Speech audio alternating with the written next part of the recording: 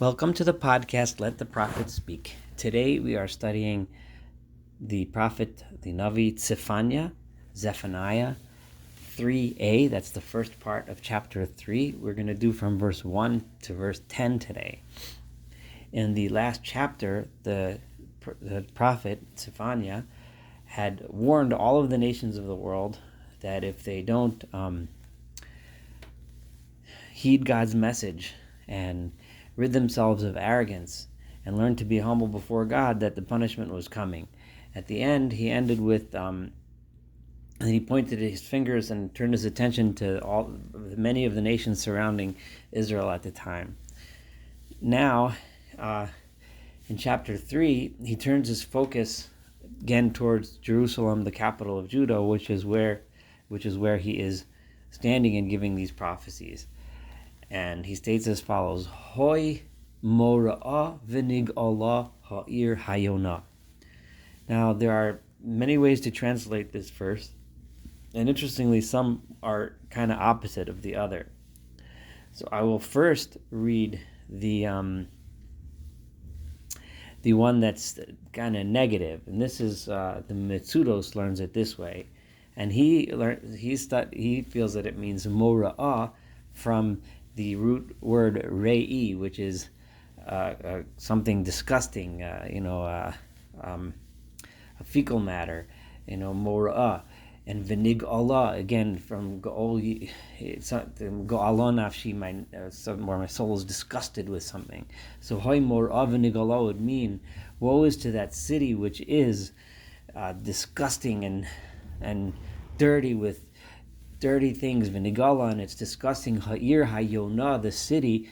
Now, Yonah sometimes it means a dove, but over here, he's using in the same context. The Mitsudos translates it and says, the city that from the language of Ona'ah, the city full of deceit and deception. So he's criticizing Jerusalem. That's one way of reading it. Another way of reading it is kind of almost the opposite. Is ha'imora'ah from the word yirah, to fear, and nig'ala from the language of geula, to redeem. So then it would be ha'imora'ah v'nig'ala. How beautiful! Woe is to that city which is so awesome, and the city which is going to be redeemed one day. Ha'ir hayonah, the city of the dove, which is like a beautiful name, a metaphor for the city of Jerusalem. But either way, the next verse is not so good. The next verse says, Lo sham'a b'kol, you, the city of Jerusalem, you did not listen when the prophets called you and told you to improve yourselves. Lo lakam musar, you did not take a lesson, you did not learn when they tried to teach you. Ba'adonai lo v'tocha, and she did not. It's not you didn't. In both the phrases before, she did not listen to the teachings, and she did not have any faith or any trust in God. El Eloheha, to her God, lo koreva, she did not come close. She should have come close to her God, but she did not. So reha bekirba, and this, as we found repeatedly, similar criticisms in all the prophets, her officials, her officers within her, they preyed upon literally preyed upon the people, took advantage of them. They were like roaring lions. Shofeteha, her judges, this is Eve Erev, were like the wolves of the night. Erev also could mean the wolves of the wilderness. Lo garmula boker, they did not. They ate everything all night, and they didn't leave anything. They didn't finish until the morning. They kept eating the flesh of the people. Nivi'eha, her false prophets. This means her prophets, but her false prophets, the people leading them in the wrong direction. Pochazim, they are foolish, is how the Radak translates it. They're kalim, they're light, they're foolish. Anshe bogdos, they are rebellious people. Kohaneha, her priests, chilalu kodesh, they defiled the holy. Rather than be exemplars and teach holiness, they defiled the holiness themselves. And this last phrase is a powerful one. Chamsu Torah. They made the Torah into chamas, into something that was oppressive. They used the Torah as a means of corruption. and the commentaries give various examples, but essentially what it sounds like is just a corrupt system where people would come to learn Torah, but they would use it as a way to make money off the backs of the people. Adonai tzaddik b'kirba. However, God, when God is within the city, He is righteous within the city. Lo yaseh havla. He does not do injustice.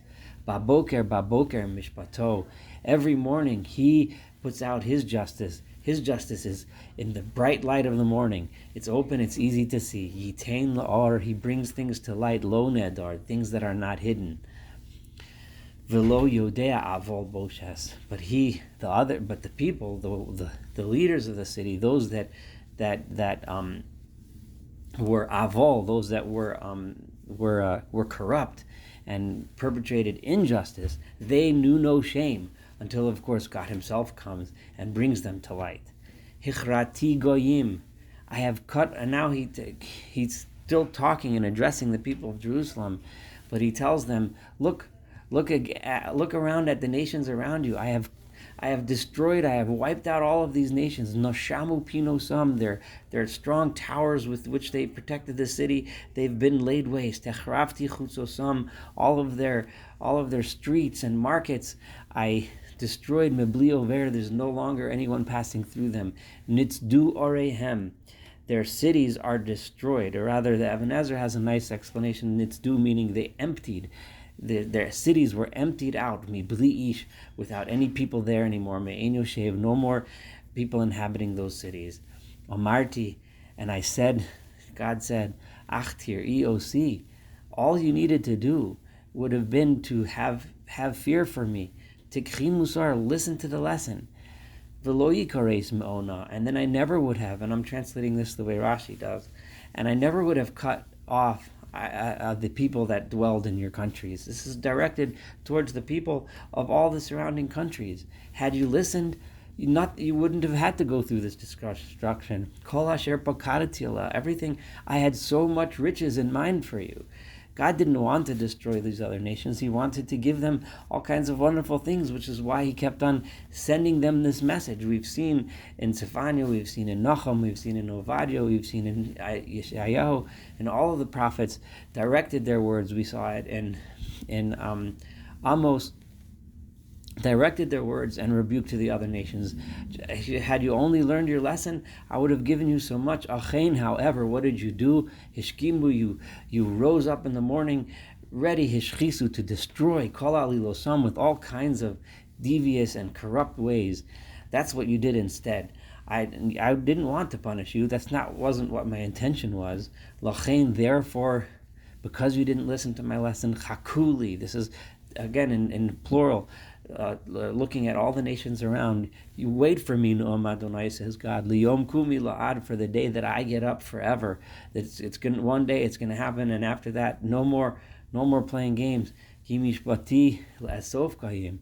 It is my justice to gather all of the nations together, l'kavtzi mamlachos, to gather together all of the kingdoms, in order lishpoch aleihem zami, in order to pour out my anger against them, kol charon api, all of the anger that I have, ki be'esh kinasi, because with the fire of my anger, with the fire of my rage, te'achel kol haaretz, the entire land will be destroyed. He uses the language here, le'esof goyim, to gather the goyim, the nations together. This is a key word here, because if you remember, he started off the book Zephaniah with that same words, le'esof, and I told you then that I felt that it meant to gather people together in order to mete out justice, and rather than what most of the translators say that esof there means to destroy, but I said it means to gather. And you see over here a pretty clear proof to my explanation and translation of the word, that this is my judgment, le'esof goyim, l'kavtzi mamlachos, in order lishpoch aleihem zami, in order to, I gathered together the nations, using that same word, in order to pour out my anger upon them. But what's my goal? My goal is not to destroy them, but my goal is to destroy the evil ones. Ki az, because then, when that day comes, epoch el amim, I will turn all of the nations into something new. Safa v'rura, people that will all speak together with clear, beautiful language. they will everything they speak will be with the proper purpose and goal, which is likro chulam b'shem Adonai, that they will all the nations of the world will call out in the name of God, la'avdo, to worship Him, shechem echad, shoulder to shoulder, all together, the entire world. And so what God is saying, He says, with my anger in the first verse, I can destroy the world, but His purpose is not to destroy, but the purpose is to cleanse the world of evil, so that the entire world will now come together and worship God. May everyone, everywhere, even may Aver Linhare Kush, this is verse 10, even those that are far off, way past those rivers of Kush, which is like some river in the depths of Africa. They didn't even know the nations that were behind there.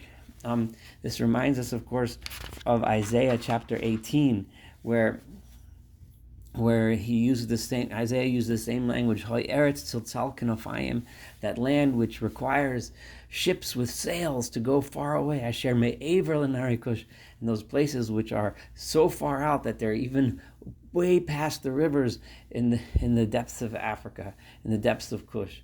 So the places Atorai Bat Putzai, these are places which are, we don't even know, they're very rarely mentioned. These are just far away countries that they knew existed. The place of Atorai, place of Putzai, even those places, Yovilun min Chasi, they will bring offerings to me. Even they will bring offerings to me, says God.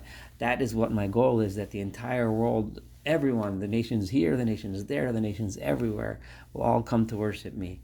I'm going to stop here because this is halfway through the third chapter, and the next, God focuses a little bit more on Israel. The first part was he was focusing a lot more on the nations of the world. Thank you so much for studying Zephaniah 3a. Looking forward to studying Zephaniah 3b together, and thus completing the book of Zephaniah.